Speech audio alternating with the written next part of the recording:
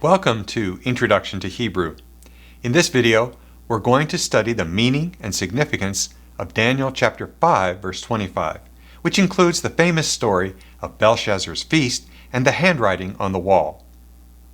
By now, you should have completed lessons 1 through 15 of Introduction to Hebrew. It would also be helpful to read Daniel chapter 5 if you're unfamiliar with the story. Most of the Old Testament was written in Hebrew, but Daniel, chapters 2 through 7, were written in Aramaic, which was the dominant language in the ancient Near East from the time of King David until Alexander the Great.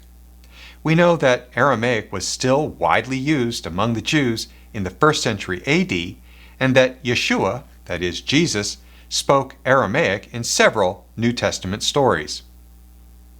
Hebrew and Aramaic are closely related Semitic languages. The vocabulary is different, but the grammar and pronunciation are similar.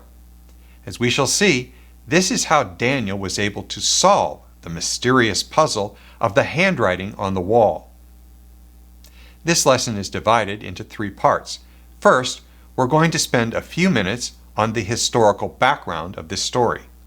Next, we will learn the pronunciation and grammar of the key terms in Daniel chapter 5, verses 25 through 28. And finally, we will cover the amazing details about how this story ends. In 609 BC, Babylonian king Nabopolassar defeated the Assyrians at Haran and established the Neo-Babylonian Empire. In 605 BC, his son, Nebuchadnezzar, defeated the Assyrians and Egyptians at the Battle of Carchemish, and the Neo-Babylonian Empire became the dominant superpower in the ancient Near East. Nebuchadnezzar then subdued Jerusalem in September of 605 BC and took many captives to Babylon, including Daniel and his 3 friends. Nebuchadnezzar returned in 597 BC to put down a rebellion by King Jehoiachin. He installed Zedekiah on the throne of Judah and took 10,000 captives to Babylon, including the prophet Ezekiel. Nebuchadnezzar returned again in 588 BC when Zedekiah rebelled against him. After a long siege, the Babylonians breached the walls of Jerusalem, burned the city to the ground, and destroyed Solomon's temple in 586 BC. They also deported most of the remaining Jews to captivity in Babylon. Nebuchadnezzar ruled Babylon for 43 years and died in 562 BC. The empire then fell into deterioration, intrigue, and murder. Nebuchadnezzar's son, Evil-Merodach, ruled for only 2 years when his brother-in-law, Neriglissar, murdered him. Neriglissar ruled for 4 years and was succeeded by his young son, Labashi-Marduk, who ruled for only 2 months before he was assassinated and succeeded by Nabonidus, who ruled for 17 years. Nabonidus spent most of his time away from the capital, so he made his son, Belshazzar, co-regent over the empire. In 539 BC, Cyrus the Great of Persia defeated the Babylonian army at the Battle of Opis and took the city of Sippar without a fight. Nabonidus retreated to the city of Borsippa, 10 miles southwest of Babylon, and the Persians laid siege to Babylon. Apparently, Belshazzar and the Babylonians were confident that the Persians could never breach the high city walls, and they had enough supplies inside the city to hold out for 20 years. But God had other plans. Daniel 5 says that Belshazzar held a banquet for 1,000 of his nobles, including his wives and concubines. According to ancient records, this banquet occurred on the 16th day of Tishri, the night before the Akitu festival in honor of Sin, the moon god, and the city was engaged in drunken revelry. In a blatant act of sacrilege, Belshazzar ordered his servants to bring the sacred cups taken from Solomon's temple and everyone drank wine from them while they praised the gods of gold, silver, bronze, iron, wood, and stone. They sang the praises of Adad and Marduk, of Ishtar and Shamash, Ea and Usimu. They expected their gods and goddesses to give them victory over the Medes and the Persians, but they were dead wrong. Suddenly, a hand appeared and wrote a mysterious inscription on the wall, which the wise men of Babylon couldn't interpret. So they sent for Daniel, the Jewish scholar and prophet, to solve this supernatural puzzle. Daniel condemned the Babylonians for their sins. They knew that the God of Israel had humbled Nebuchadnezzar, but they failed to respect him. So Daniel revealed God's judgment on them. Daniel chapter 5, verse 25 says, "This is the message that was written, Mene, Mene, Tekel, and Parsin." Mene is the Aramaic term for a mina, a measure of weight and a unit of money, equal to 60 shekels. In Jewish literature, a mina was equal to 100 denarii, and a single denarius was the daily wage of a manual laborer. The term Mene appears twice for a reason. Hebrew and Aramaic did not have an exclamation mark. If you wanted to emphasize something, you repeated it. For example, in Isaiah chapter 21 verse 9 we read, "The watchman said, Babylon is fallen, fallen. All the idols of Babylon lie broken on the ground." Tekel is also a measure of weight and a unit of money called a shekel in Hebrew. Parsin is the plural form of the noun peres, which was also a measure of weight and a unit of money called a half mina, equivalent to 30 shekels. The plural form means that there were two pieces, two halves. Daniel chapter 5 verse 26 says, "This is the interpretation of the matter. Mene, God has numbered the days of your kingdom and brought it to an end." Mene is the noun form of the verb menah, meaning to number or reckon. Menah, or numbered in this passage, is the call perfect form of the verb menah. Daniel based his interpretation on a grammatical similarity between these terms and on a divine prophecy.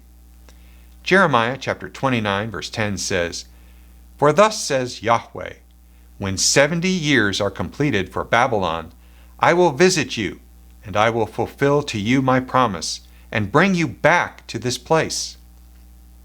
Nabopolassar conquered the Assyrians at Haran in 609 BC, and Cyrus the Great conquered the Babylonians in 539 BC, exactly 70 years later. Daniel knew that the Babylonian Empire had run out of time. Daniel chapter 5, verse 27 says, "Tekel, you have been weighed in the balances and found wanting." Tekel is the noun form of the verb tekal, which means to weigh as in a balance. In this passage, the term weighed is tekilta, the nifal perfect, masculine singular form of tekal. The nifal stem means the verb is in the passive voice. Belshazzar has been weighed by God and found wanting.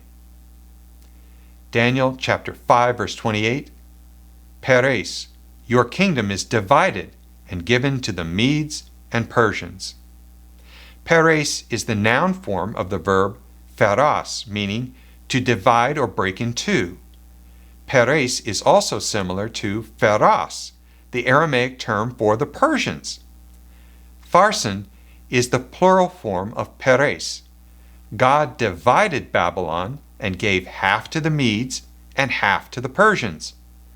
Daniel's interpretation is a play on words that sound similar. Ancient scribes wrote the Old Testament using only consonants.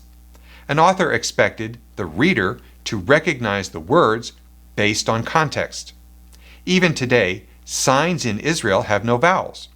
Traveling around Israel is like playing Wheel of Fortune, trying to guess where you're going and desperately wishing you could buy a couple of vowels. In this case, Daniel supplied different vowels to the consonants, which allowed him to unlock the hidden meaning of the puzzle. At this point in the story, Daniel has just unleashed a stinging rebuke on Belshazzar and the royal court.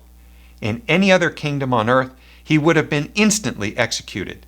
But Belshazzar had to admit that Daniel had solved the riddle.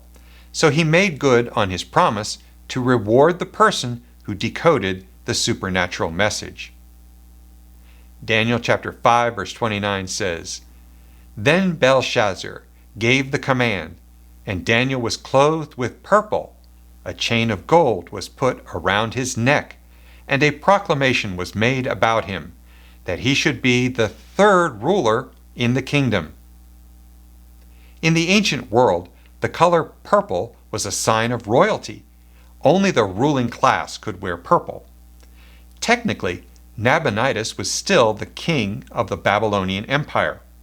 Belshazzar was a co-regent under his father, and therefore second in command. So Belshazzar made Daniel the third highest ruler in the land, directly under himself. Ironically, while this drama was unfolding in the royal banquet hall, the Persians were busy with plans of their own. During the siege, Cyrus had his engineers dig a deep canal near the city, and on the night of October 12, 539 BC, while the citizens of Babylon were celebrating a festival, the Persians diverted the water of the Euphrates River into the canal, which allowed the army to enter the city through weak points in the defenses along the riverbed. The Greek historian Xenophon wrote an account of the fall of Babylon that reads like a script for a Hollywood movie.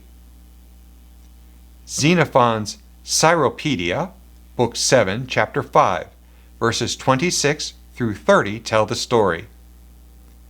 "Thereupon they entered, and of those they met, some were struck down and slain, and others fled into their houses, and some raised the hue and cry. But Gobryas and his friends covered the cry with their shouts, as though they were revelers themselves. And thus, making their way by the quickest route, they soon found themselves before the king's palace. Here, the detachment under Gobryas and Gadatas found the gates closed, but the men appointed to attack the guards rushed upon them as they lay drinking round a blazing fire, and closed with them then and there. As the din grew louder and louder, those within became aware of the tumult, till the king, bidding them see what it meant, some of them opened the gates and ran out. Gadatas and his men, seeing the gates swing wide, darted in, hard on the heels of the others, who fled back again, and they chased them at the sword's point into the presence of the king. They found him on his feet, with his drawn scimitar in his hand. By sheer weight of numbers, they overwhelmed him, and not one of his retinue escaped. They were all cut down."